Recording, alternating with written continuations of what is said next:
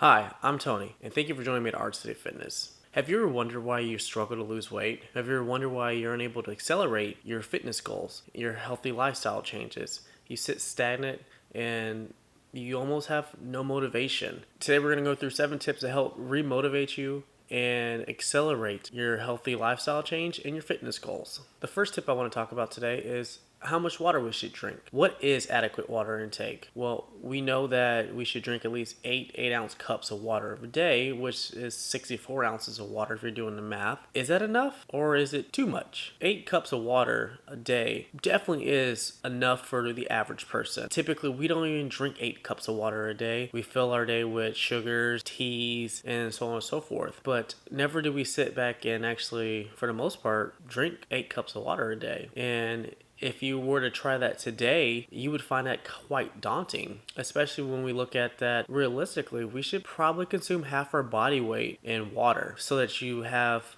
plenty of fluids for your body to do as normal daily activities and for growth and redevelopment from working out and exercising. We don't get enough water, and that's just the nature of our lifestyles. We're always on the go, and it's cheaper to stop at the gas station and buy a fountain soda for less than $1 than to pick up a 12-ounce bottle of water that's going to cost you maybe $2 to $3. And it's insane that water costs that much, but you can buy a fountain soda for a fraction of that price, and most of the time 3 times the amount of fluid ounces. So I want to talk about how to get that much water without making it seem so daunting. Have your body weight is a lot of water. That can be anywhere between 80 to 120 ounces of water in one single day. But we can easily get there by starting small. We can start with our 64 ounces of water per day. And a good way to do that is to drink an 8-ounce cup of water before bed and when you wake up first thing in the morning. But that's only 16 ounces right there, and like pretty much an 8-hour time span if we're sleeping adequately. But what we really want to do is try to achieve drinking 16 ounces before bed and 16 ounces when we wake up. And that's going to put us, if you're doing the math, 32 ounces of water right there. We're halfway done with 64 ounces. Easy. Well, to achieve that, that's essentially 4 meals, or 4 cups of water throughout the day: breakfast, lunch, dinner, and maybe you have a snack a little bit later on in the evening. You drink an 8-ounce cup of water each time you consume food. Done. Easy. And typically we're eating in 2 to 3 hour time spans. If you have another 8-ounce cup of water in between those 2 to 3 hour time spans, you could easily hit 100 ounces of water, and it doesn't make it seem so daunting anymore. As long as we take the time and stop and breathe for a second, we can definitely do it. Second tip we want to talk about today is eating enough. What is enough food? So they say our daily calorie intake should be about 2,000 calories, which we can probably do that in almost 2 meals, especially the way that our society functions today with so much fast food and going out to eat. I mean, a single cheeseburger from your local McDonald's may put you at 400 to 500 calories right there. And that's just with a cheeseburger, and it doesn't even have the proper nutritional values to help your body. So when we sit down and look at how many calories we really want to eat to maintain a healthy lifestyle, or to at least just accelerate our weight loss, 2,000 is what is suggested. If you're a stagnant person, you don't do any kind of physical activity, 2,000 is what they want you to obtain. I like to tell my clients between 1,500 to 1,800 calories per day. It keeps you underneath that 2,000 calorie count, kind of puts your body in truly a deficit. 1,500 to 1,800 is a lot easier to obtain where you're eating high quality foods, high quality healthy foods, versus fast foods that are not quality and are very unhealthy. So when you look at that 1,500 to 1,800 calories, that's a good basis to stand upon. But if you want to incorporate exercise into your daily routine, I always say just average out about 500 calories that you burnt through a physical hour of exercise and subtract that from your calorie count. So if you are eating 1,800 calories and you exercise that day, and you take 500 away, that's only 1,300. So you have to replenish that 500 calories. And the benefit to replenishing that calorie count is to make sure your body's getting adequate amount of resources and nutrients. We don't want to put our body in so much of a deficit that we go into starvation mode. Our body does what it needs to do to survive. It takes the nutrients and resources that we fill it with and stores those until it's replenished again. And that's where you start to see weight gain. Or that's when you start to see muscle deterioration or lack of weight gain for those who are trying to increase their size. So we definitely have to make sure that we're filling our nutritional needs every single day. Third thing we want to talk about today is how much exercise we need on a weekly basis. I truly believe a minimum of 120 minutes to 180 minutes of exercise, depending on your physical limitations.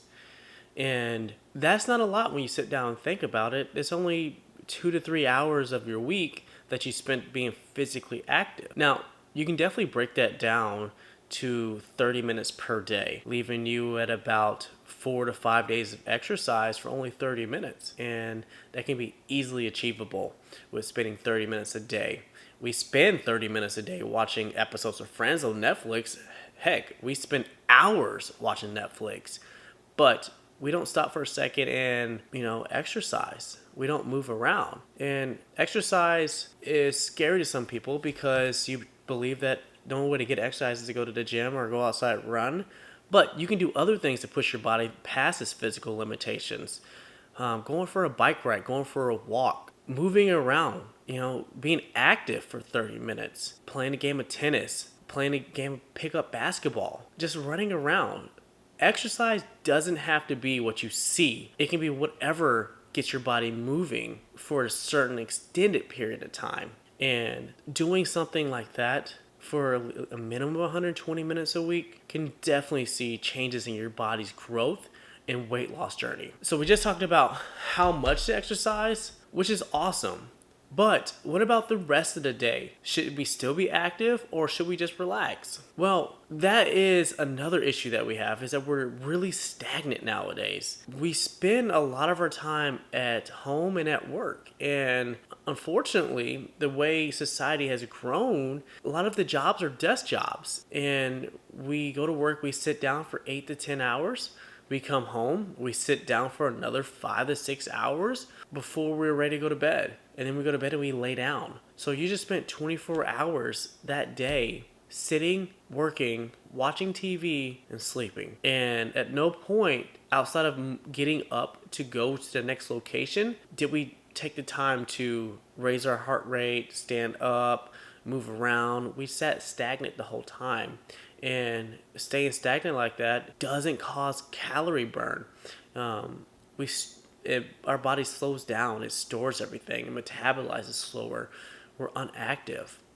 So what I'd like for you to do on this fourth tip is to, every hour, remember to stand up for about 5 to 10 minutes. Every hour that you're awake, 5 to 10 minutes is easy.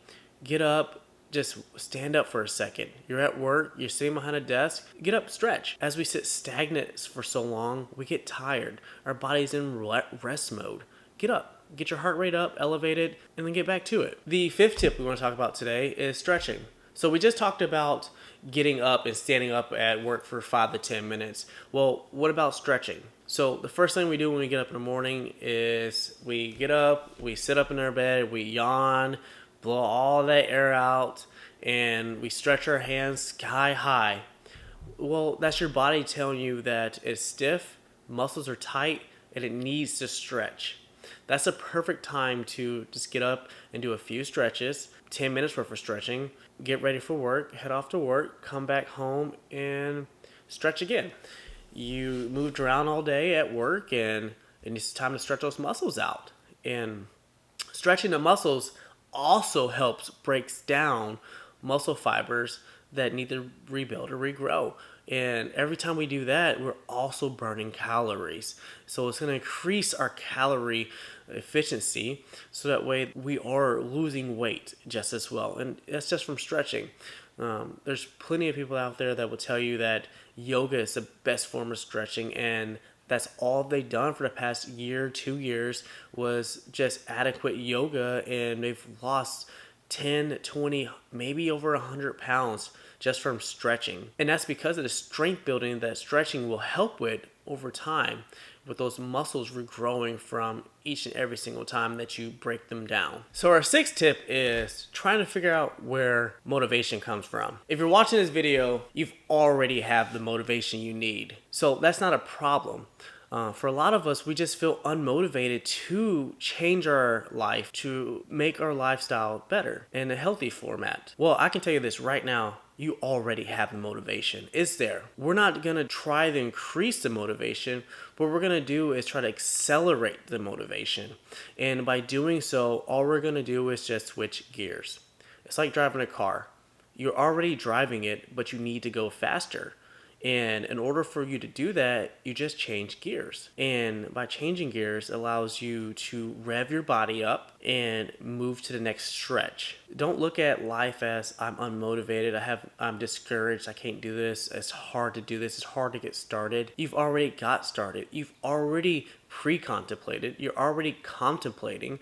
It's just time to accelerate. And always look at life as you have the motivation to increase your lifestyle, make this change, and start it now. Our seventh and final tip is how to start a diet.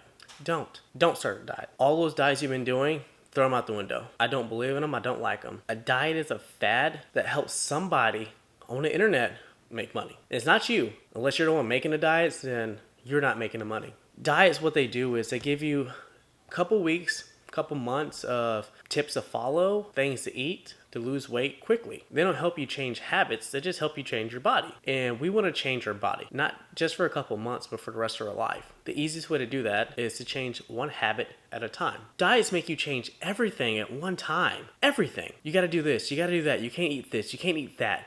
That thing you like to do, you can't do that anymore. Let's just change one thing at a time. Okay, so earlier we talked about drinking enough water. If you're not drinking enough water, right now, today is a time to start doing that. So we're going to change that one habit. We're going to sit down, we're going to mark on our calendar, today I'm drinking water, and I'm going to drink enough water. And we're going to do that for 7 days straight. And if we can do that for a full week, we'll change another habit. Maybe that next habit is eating enough calories, or making sure that we're getting enough calories, and do that for a full week. So at the end of a 2-week period, we've changed 2 things. Those 2 things are, for 14 days, we drank our adequate amount of water intake, and we had an adequate amount of calorie intake for a full week. And you will notice a difference in your body. I promise you that. Because you're doing something that you weren't doing before, and you're changing habits. You're creating new habits, okay? And we've done that for 2 weeks. So 3rd week, we changed another habit. And maybe you drink alcohol, and you want to lower your alcohol intake. So you try that for next week. And you kind of see where this is kind of rolling. It's a rolling effect. Every week, you add something new that you're going to change. We're not changing everything at once to lose weight for a few weeks. We're changing everything over time to change our life over time, to be where we want to be at over time. Everybody starts at 0. You don't wake up and you have a supermodel or superhero body figure.